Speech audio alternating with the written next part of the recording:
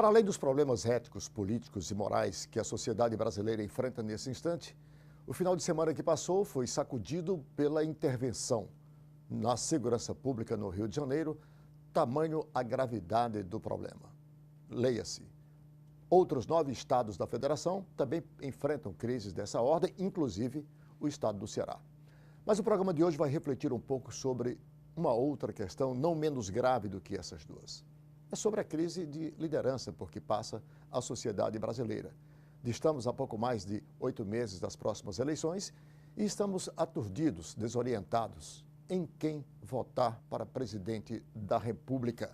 Afinal de contas, aquele candidato com maior expressão do ponto de vista popular está ameaçado, inclusive, de ser preso. Refiro-me ao ex-presidente Lula, condenado já em segunda instância.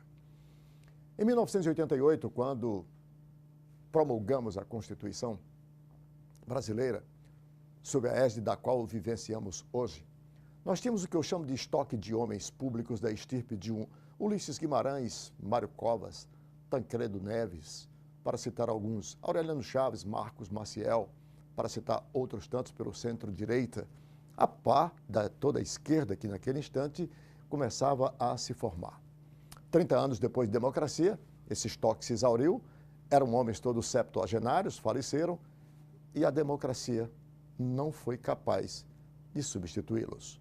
É para discutirmos estas e outras questões que estamos iniciando mais uma edição do programa Observatório pela TV Fortaleza, canal 6 da Multiplay e 61.4 digital.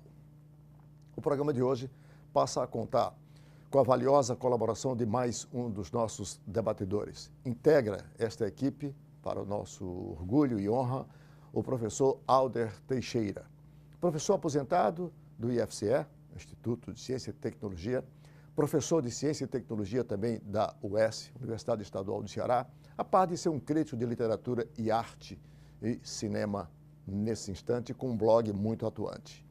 Para discutir também, fazendo parte dessa banca e examinar todos os ângulos dessas questões em pauta, nós temos ainda as participações do nosso decano, professor doutor Roberto Martins Rodrigues, a quem agradeço mais uma vez pela sua valiosa colaboração, e o não menos doutor e também tão importante quanto para as discussões aqui, o nosso professor doutor historiador Rui Martinho Rodrigues.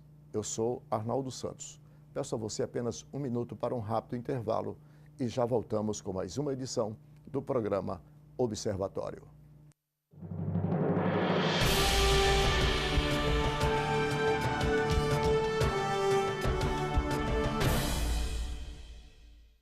A Câmara Municipal de Fortaleza não para de trabalhar pela população da nossa cidade. E para que você fique sempre por dentro do nosso dia a dia, temos vários canais de comunicação. Confira o que acontece na Câmara pelo site e pelas nossas redes sociais, como Facebook, Instagram, YouTube, TV Fortaleza e Rádio Fortaleza. Acesse, comente, assista, participe. A casa é sua também. Câmara e você, juntos construindo uma Fortaleza melhor.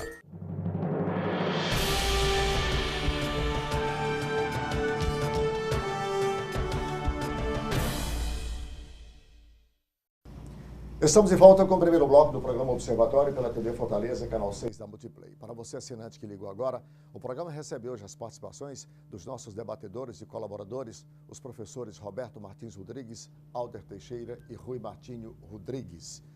Como se pode observar, o programa é traduzido para a linguagem dos sinais, no caso em Libras. Quem está aqui nesse instante é o Ícaro, fazendo essa transmissão para você, dentro do contexto de uma comunicação inclusiva, determinado pelo presidente da Câmara Municipal, o vereador Salmito Filho. Muito obrigado aos senhores pelas participações. Eu quero colocar na nossa discussão hoje o tema objeto do editorial de abertura, que é, a par da crise ética, moral, política, econômica e social que nós estamos vivenciando já há algum tempo, você tem hoje uma outra crise não menos grave, é a de lideranças políticas, professores. Nós distamos pouco mais de 8 meses das próximas eleições, professor Roberto Martins Rodrigues, e imagino que a sociedade esteja desorientada nesse instante em relação às opções que a gente tem para votar, para presidir este país. Porque não me parece ser consenso esse radicalismo que a gente está construindo agora, essa conflagração da sociedade. Um Bolsonaro pela direita radical de um lado, né? E as outras opções que estão aí flutuando, um tanto quanto burguesas, enfim. Eu queria colocar isso porque, como eu disse, em 1988, quando se promulgou a Constituição, nós tínhamos algumas figuras que a gente olhava para elas e dizia assim, qualquer um desses aí que assumir a liderança do país, teremos aí uma certa segurança para conduzi-lo. Né? E eu citei o próprio Tancredo Neves, o Franco Montoro, o Zé Richa, enfim, Aureliano Chaves, Marco Maciel, eram esses homens que estavam aí, Ulisses Guimarães, o senhor das diretas, o senhor da Constituição, eram pessoas notáveis que passavam longe dessa crise que a gente vivencia hoje. 30 anos se passaram quase de redemocratização no Brasil e nós, enquanto sociedade, não fomos capazes de repor esse estoque, ou seja, de construir novas lideranças. E o resultado é esse, nós estamos aqui. Eu queria começar com o nosso integrante mais jovem aqui da bancada, professor Alder Teixeira, nesse instante, para refletirmos um pouco sobre essa questão. A que se atribui? Isso é um problema da democracia, isso é um problema da cultura política vigente na sociedade brasileira. Onde é que você anota a gênese desse problema? Arnaldo, antes de tudo, quero agradecer a gentileza do convite. Me sinto extremamente honrado em participar dessa banca, ladeado por pessoas que desde há muito tempo admiro muito, Dr. Rui Martinho, Dr. Roberto Martins Rodrigues. Eu acho que isso deve ser analisado na perspectiva da contextualidade.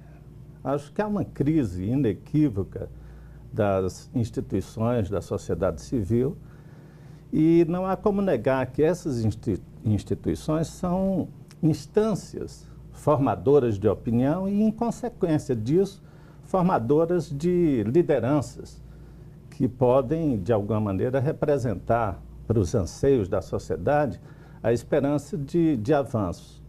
Estando essas instituições em crise, o reflexo disso, evidentemente, na sociedade é devastador. E nós temos uma crise da universidade, nós temos uma crise do judiciário, que me parece a crise de maior repercussão dentro desse contexto ao que eu me refiro.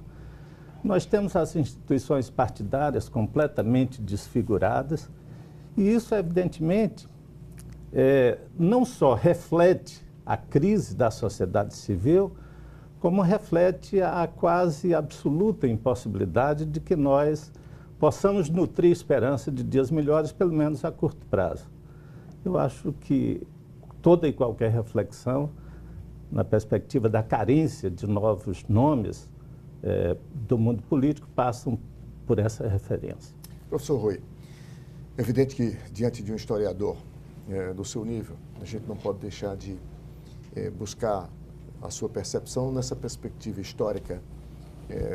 Para o assinante, o professor Rui é doutor em História Política, inclusive, feita pela Universidade de Pernambuco. E, portanto, acompanha essa política do Brasil de longas datas, como nós tentamos fazer também. Qual é a sua percepção?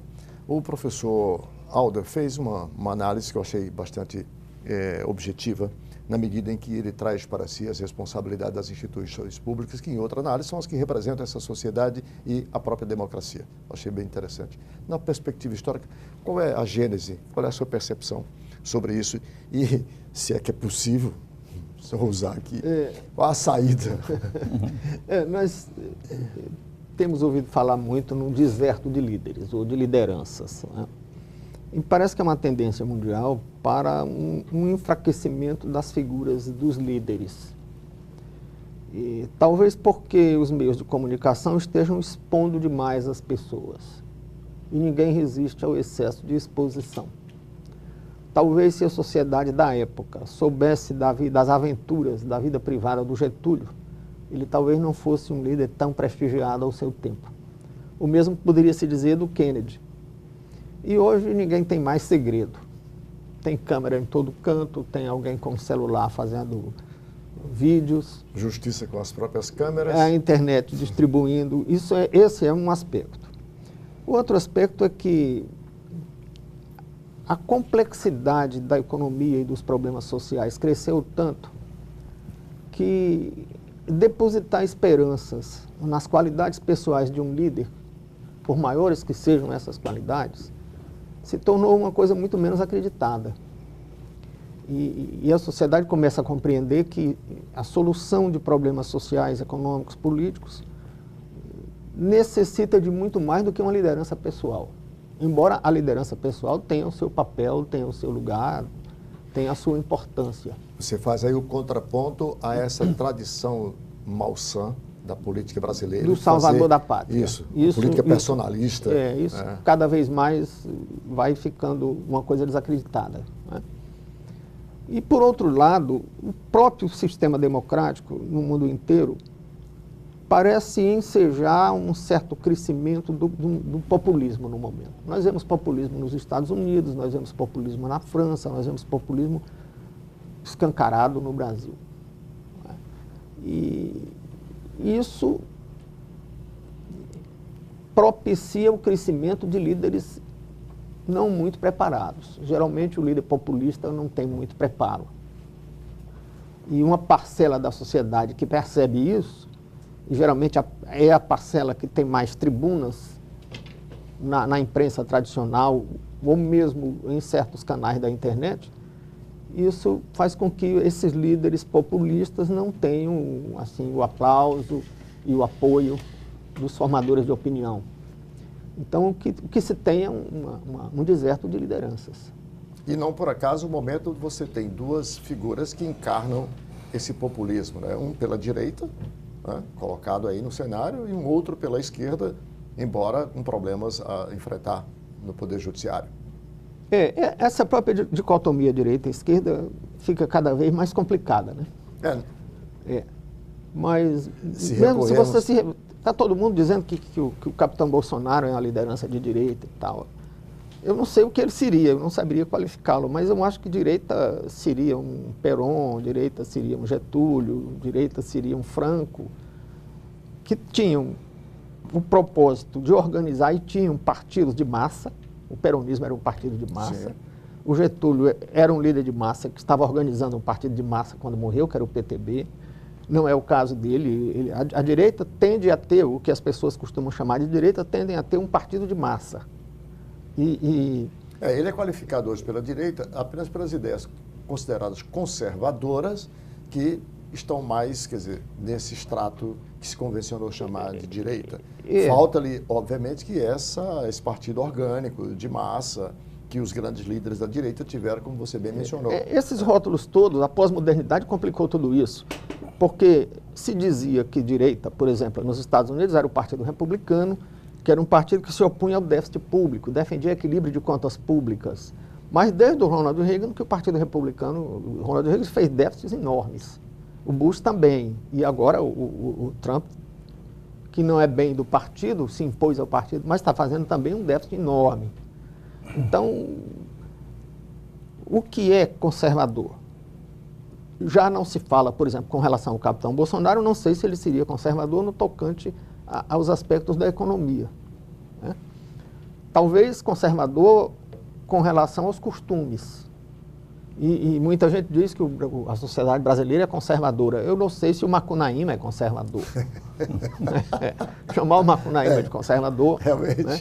Embora exista uma parcela da sociedade que está estranhando uma tendência de certos agrupamentos políticos de defenderem uma revolução dos costumes. E aí eu não sei se ele é direita ou ele está representando com uma certa fidelidade uma parcela expressiva da sociedade. Professor Roberto, eu vou pegar o final da fala do professor Rui Martinho, quando ele traz aqui para o rótulo da sociedade, e somos, em maior ou menor grau, uma sociedade macunaímica, né? Do personagem literário famoso. O herói sem nenhum caráter. Sem nenhum caráter, pois é. Vamos pegar essa fala do professor Rui para colocar nessa perspectiva, sendo como somos, né? Onde é que você anota e você identifica essa dificuldade de se ter lideranças que, paralelo a esse macunaímismo que nós temos por tradição cultural, possam encarnar, possa ser um fiel depositário da confiança e da capacidade, sobretudo, de resgatar este país desta crise que ele, nesse instante, está mergulhado e que, no curto prazo, ou se resgata ou nos acabaremos, sucumbiremos todos? Bom, eu me considero o menos preparado, sem dúvida alguma, nessa dupla de ouro que nós temos hoje aqui. Mas a minha impressão, pelo dia a dia que eu tenho, é que nós estamos ainda contaminados pela ditadura Vargas, que o Getúlio foi um grande líder popular, apesar de ditador. Tanto que voltou quando nós recuperamos a chamada democracia. E o regime militar, que tolheu a atividade política normal. Não é que não houvesse atividade política, mas não foi anormal, evidentemente. Não havia liberdade, excesso de prisões quando o general não gostava do soldado e por aí vai. Então, esses dois fatores, esse fator de ditadura, seja no tempo do Getúlio, seja militar, eu acho que concorreram muito para a atualidade que nós estamos vivenciando. Ao mesmo tempo, o fator o chamado economia, ou chamado mercado, que é esse ser fictício, mas muito presente na vida de todo mundo, principalmente na mídia atual, concorre também para a não formação de nova liderança. Não é nova no sentido de que apareceu de repente, não, de preparo para conduzir o país. Tanto isso é verdade que o Lula, um operário pobre, uma pessoa que não tem escolaridade, mas muito inteligente, extraordinariamente inteligente, aparece como o maior líder popular dos últimos tempos. E é. Por quê? Porque o povo está começando a se conscientizar que ele precisa também atuar na política. O nosso sistema presidencial é um sistema totalitário, porque tudo gira em torno de uma figura única, que é o presidente da República. E nos estados, o governador com menos poder, mas em todo caso, sendo o centro das atenções políticas.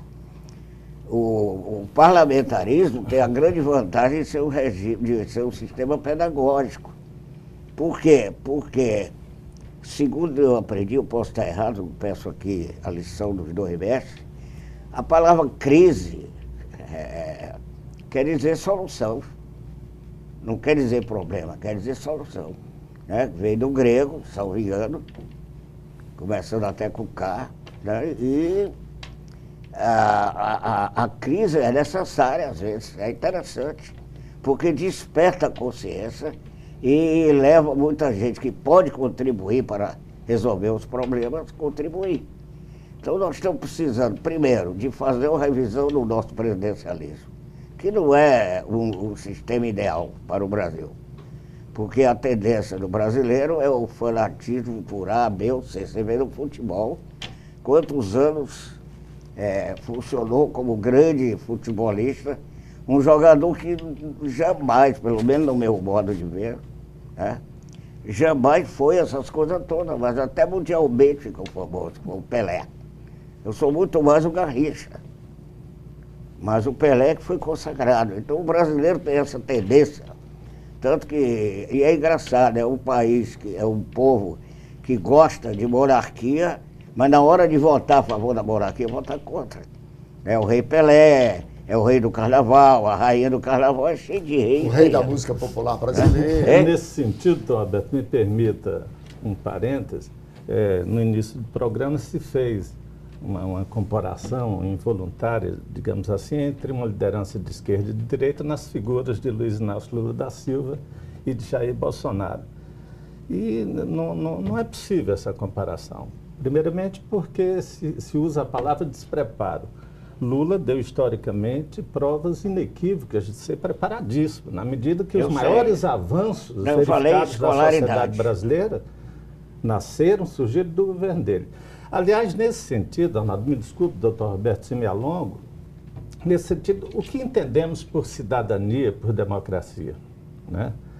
O grande intelectual inglês T.A.D. Marshall no livro memorável sobre democracia, cidadania e direitos humanos, ele coloca a necessidade de que, para haver cidadania e, por extensão, democracia, é preciso que sejam assegurados os direitos civis, os direitos políticos e os direitos sociais.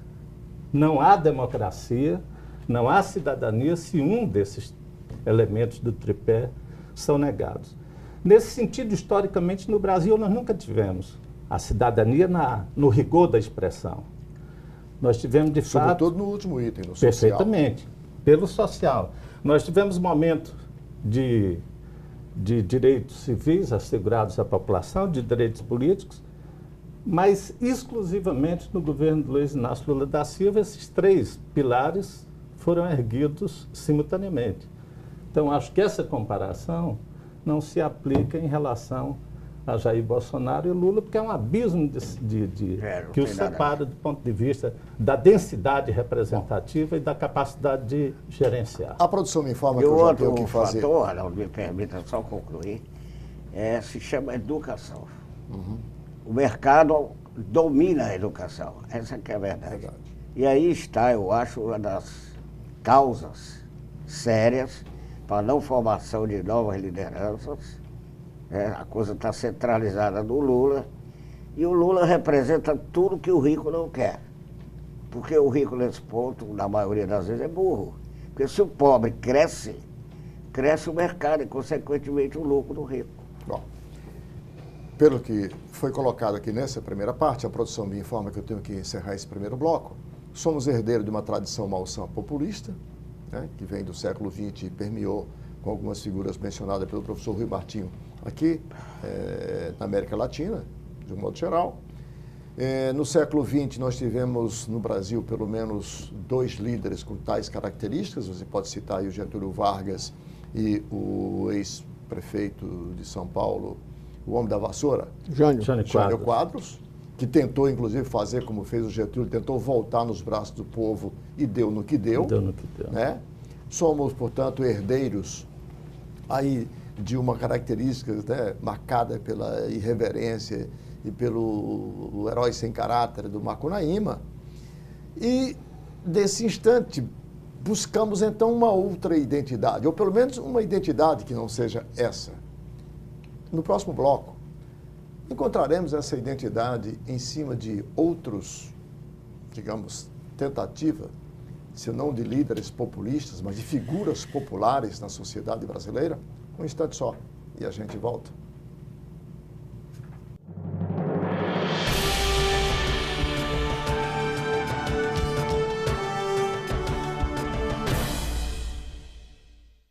A Câmara Municipal de Fortaleza não para de trabalhar pela população da nossa cidade. E para que você fique sempre por dentro do nosso dia a dia, temos vários canais de comunicação. Confira o que acontece na Câmara pelo site e pelas nossas redes sociais, como Facebook, Instagram, YouTube, TV Fortaleza e Rádio Fortaleza. Acesse, comente, assista, participe. A casa é sua também. Câmara e você, juntos construindo uma Fortaleza melhor. Quando fiquei sabendo que tinha tuberculose, imaginei, é o fim. Mas logo descobri, tuberculose tem cura. Se parar o tratamento, a doença pode voltar, mais forte. Família, amigos, profissionais de saúde, todos juntos contra a tuberculose. É bom saber que eu não estou sozinho. Em caso de tosse por mais de 3 semanas, procure uma unidade de saúde. Pode ser tuberculose e o tratamento precisa ser feito até o fim. Amigos, o período de chuva está chegando em Fortaleza e precisamos nos preparar para combater o mosquito Aedes aegypti. Então, vejam agora as dicas do Dr. Drauzio Varela para cada um de vocês. Faça a sua parte. Não deixe água parada. Olhe no ralo do banheiro, no potinho do animal de estimação, nos vasos de plantas e mantenha a caixa d'água e a lixeira bem fechadas. Juntos vamos vencer o mosquito. Uma campanha da Prefeitura de Fortaleza e de todas as famílias.